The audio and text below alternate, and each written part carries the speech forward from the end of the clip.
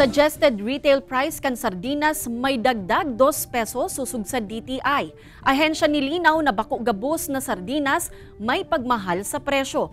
Mantang powdered milk asin sabon may paglangkaw man. Tutukan sa report ni Chris Novelo. 400 pesos kada banggian kita ni Teresita Boronula kan Barangay Sabang, Naga City, komasarong vendor sa Naga City People's Mall.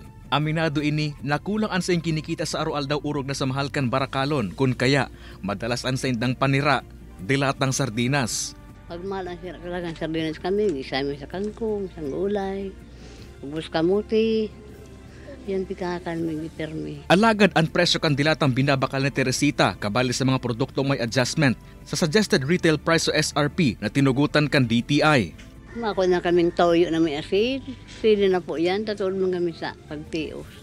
2 pesos and 60 centavos sa 2 pesos and 70 centavos anumento. Sa suggested retail price kan apat na mayor na brand din mga dilatang sardinas sa nasyon. Naglangkaw kay subot ang raw material sa paggibok kan sardinas siring kan sirang tamban. Nagmahal man ang packaging, labor as in distribution cost. Canned sardines mga around 2 pesos 60 cents to 2 pesos 70 centavos. So mga 14 to 15%. Apat lang po to na mga sardinas. Meron pa pong iba pa po, parang 15 po ata yung total ng sardinas natin. So mga 10 pa po yung iba. So pag sinabi natin tumaas yung canned sardines, powdered milk at saka toilet soap, hindi yan lahat.